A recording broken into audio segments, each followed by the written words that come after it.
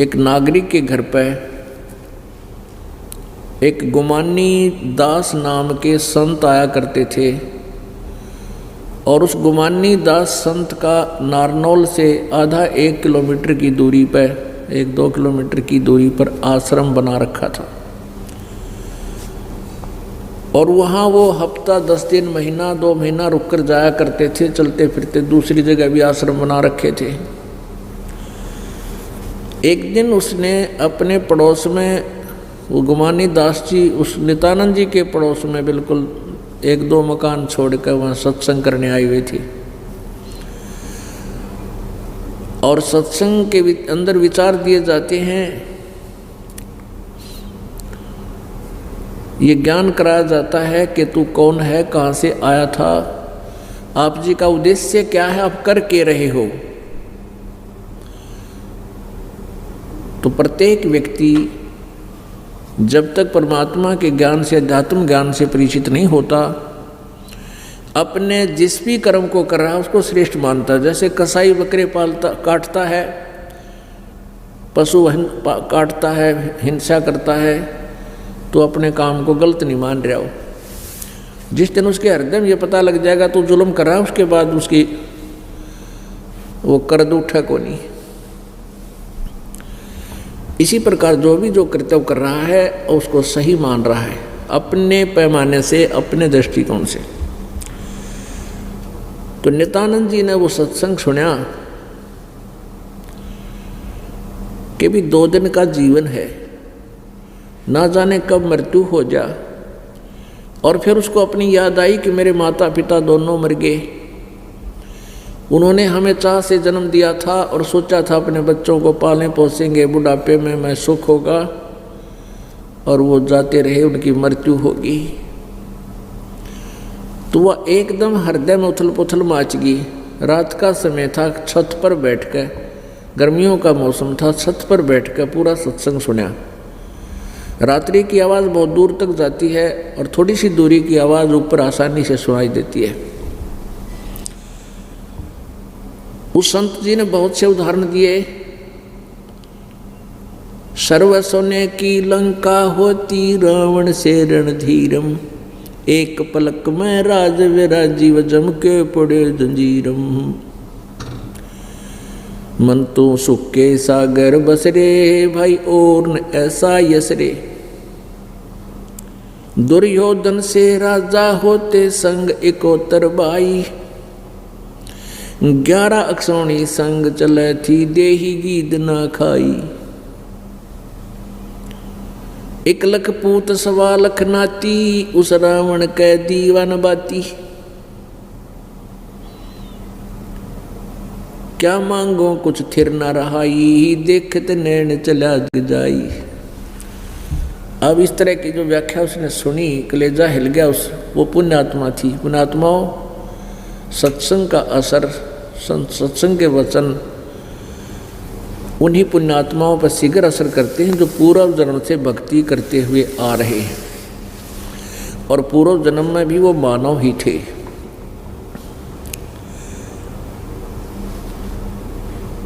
जड़ दुनी से आए हुए प्राणी सत्संग सुना नहीं करते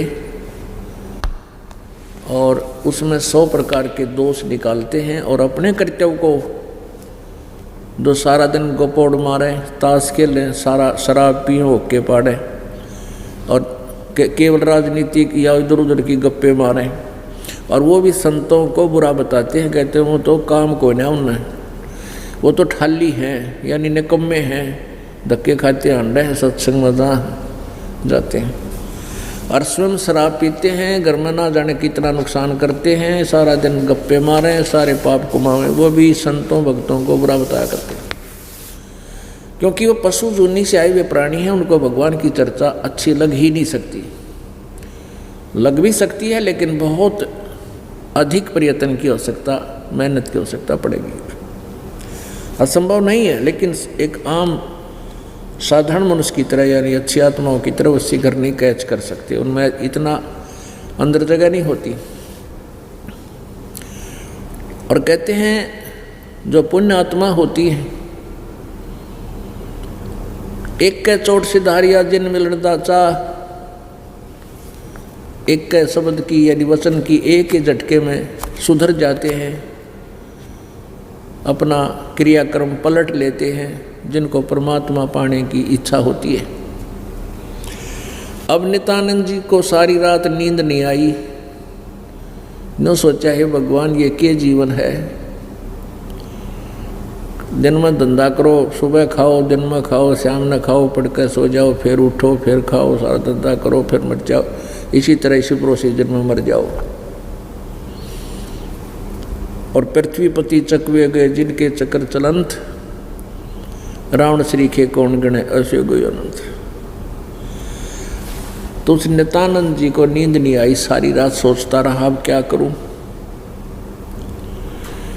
एक काल ने पुण्यात्माएं जो हैं ये ऐसी जगह पर जन्म देता है जहां से निकलना आसान नहीं होता। जैसे मीराबाई जी को ऐसी जगह जन्म दे दिया कि घर से बाहर नहीं निकलने दे लड़कियों को ठाकुर लोग, लेकिन भक्ति की शक्ति वो उमंग आत्मा में उसको कोई रोक नहीं सकता।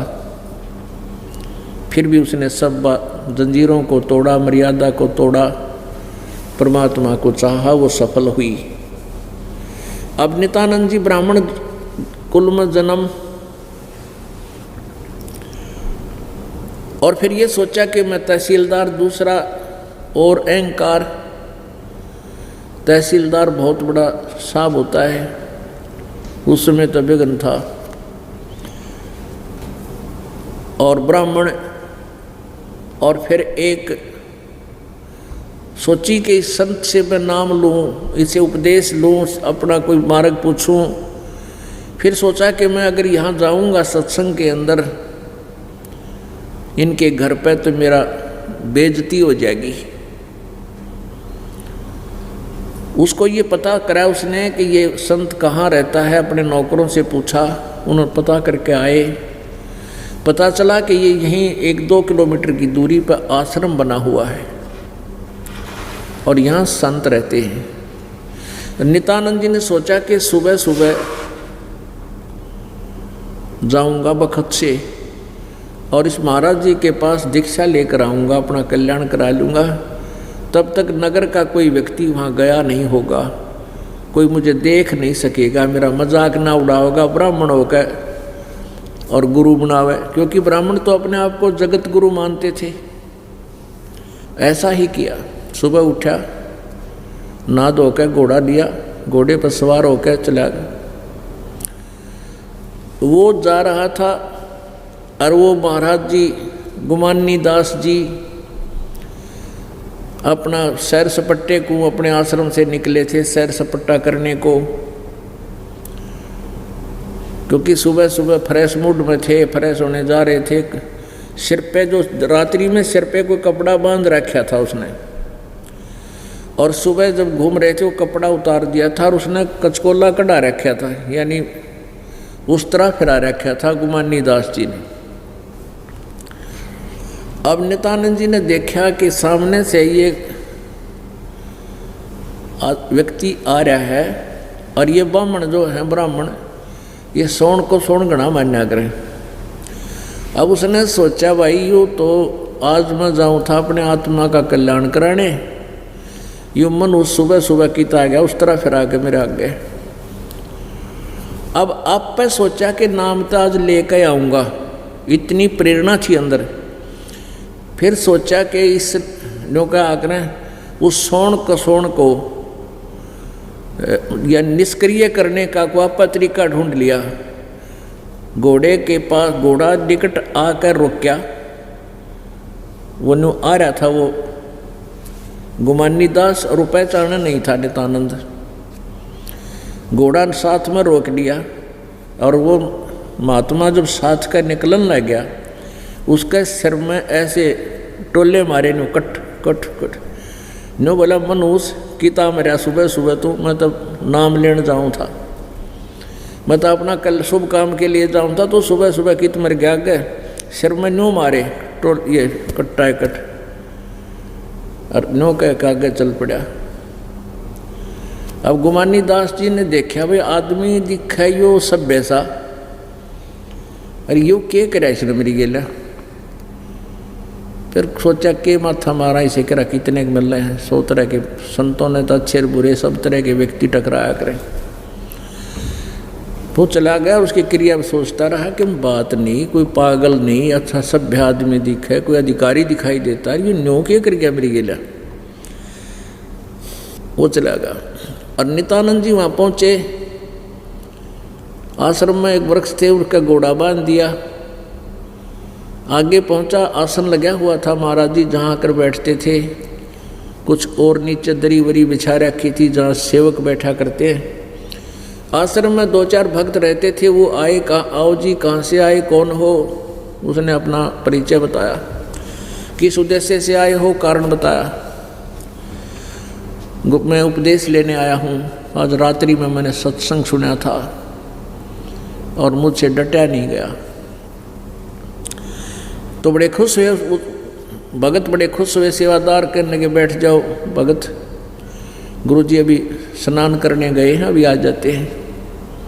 वो बैठ गया और महात्मा जी सैर सपट्टा करके आकर नहा धो कर वो वहाँ आसन पर आकर बैठना ही था उन्होंने तय। यूँ तो वो नित्यानंद जी बैठा और महाराज जी आकर बैठ गए सामने कति 3 फुट की दूरी पे। जब नित्यानंद जी ने देखे तो वो आदमी है भाई जिसका मन ने रास्ते में छेड़छाड़ करी थी और अंदर में बड़ा दुखी हो गया कि कोई बड़ी गलती करी बनता है। ये तो महाराज जी थे, अपने आप को कोस रहा, नीची गर्दन कर ली न्यू। अब देखा कोई नहीं के बोल के को है।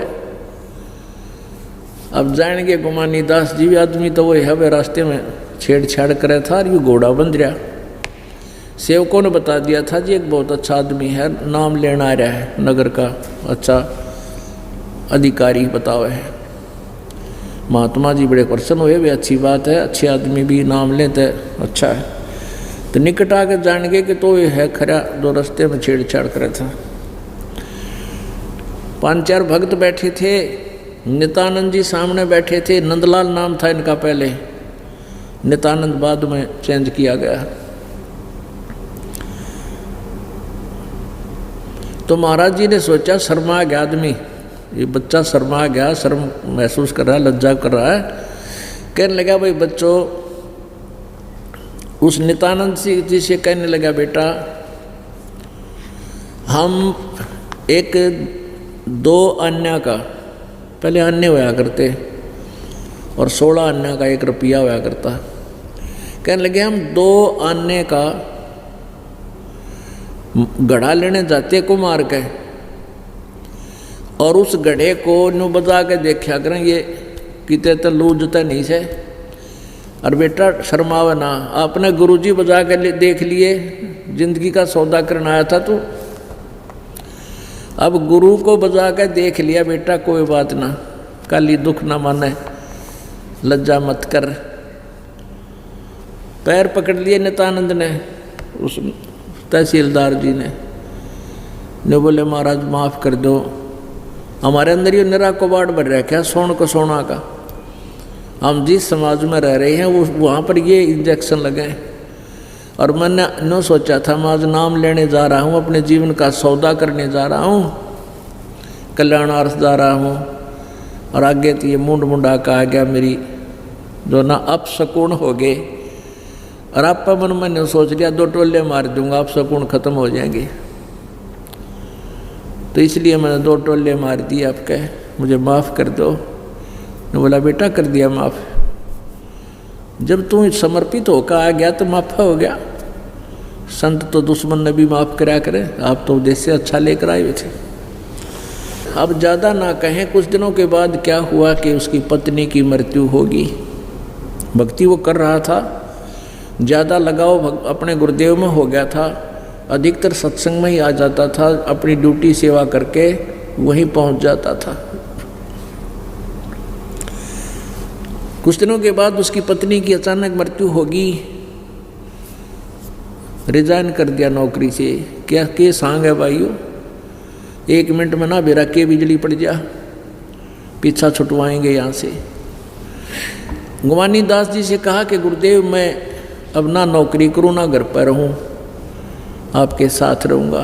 गुरुजी बोले भाई मेरे साथ कब तक रहेगा, मैं तो बूढ़ा आदमी हो रहा हूँ और 10 साल में मेरी मृत्यु हो जाएगी, बता मेरे साथ कहाँ तक रहेगा, अपनी भक्ति कर, नौकरी भी कर। ने बोला जी ना हुआ नौकरी भी और आपकी जो आज्ञा होगी।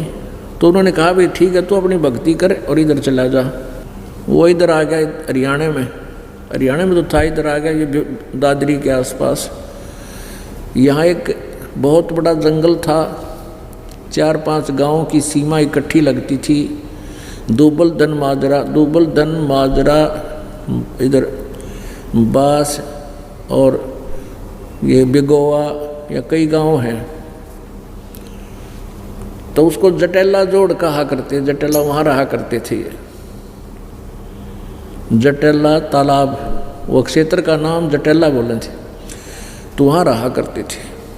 तो उसके बाद उन्होंने क्या कहा, ये शब्द बोले, ब्राह्मण कुल में जन्म था, मैं करता बहुत मरोड़े, गुरु गुमानी दास ने दिया को बद गढ़ तोड़े। कहते ब्राह्मण कुल में जन्म था, रांडी पा क्या हंडू था, बहुत गर्व किया करता था, अभिमानी था, मैं अभिमान किया करता था कि हम सबसे ऊंचे कुल में जन्म है। और दूसरे फिर तहसीलदार, दूसरा ये और बेगन अधिकारी होकर और घनाडी पाक जाए आदमी, थोड़ा सा ठीक सी पोस्ट हो जाए तो भगवान से कोसों दूर हो जाता है। अब क्या बताते हैं, ब्राह्मण कुल में जन्म था और करता बहुत मरोड़, गुरु गुमानी दास ने दिया कुबद गढ़ तोड़े। वो कुबद का गढ़, वो किला हमारा समाप्त कर दिया, ऐसा ज्ञान दिया निर्मल, अभिमान नहीं रहा। तो पुण्यात्माओं, जब से ये आत्मा परमात्मा से विमुख हुई है उसी दिन से उसकी खोज में लग चुकी है। असंख्यों युग हो गए, असंख्यों जन्म हो लिए, उस परमात्मा तक पहुंच नहीं पाई है। और जब तक ये आत्मा परमात्मा से मिल नहीं लेगी, वहाँ पहुंच नहीं जाएगी सतलोक में, तब तक न तो ये सुखी हो सकती और न ही इसकी भक्ति की इच्छा समाप्त हो सकती। इसलिए ऐसी ऐसी पुण्यात्मा भी इन नकली गुरुओं के जाल में फंस कर यहीं रह गई। इतनी सैक्रिफाइस, इतनी सच्ची लगन होते हुए भी नित्यानंद जी केवल स्वर्ग तक पहुंच पाए, क्योंकि इनको पासपोर्ट बनाने वाले ही स्वर्ग तय के थे। और नित्यानंद जी उसी साधना को सही मानकर और जो गुरुजी ने रास्ता बताया, जो साधना बताई, उसी से सुख सागर प्राप्ति मानकर बेगमपुर, जहाँ कोई दुख ना हो, बेगम, बिना गम का, बिना दुख का स्थान। अब वो बेगमपुर है तो सतलोक, और नित्यानंद जी जान रहे थे कि स्वर्ग ही बेगमपुर है, क्योंकि वैष्णव साधु से उपदेश था, विष्णु जी का उनका इष्ट था। तो विष्णु जी की साधना करने वाला विष्णु लोक को ही जाएगा, पूर्ण मोक्ष नहीं होगा।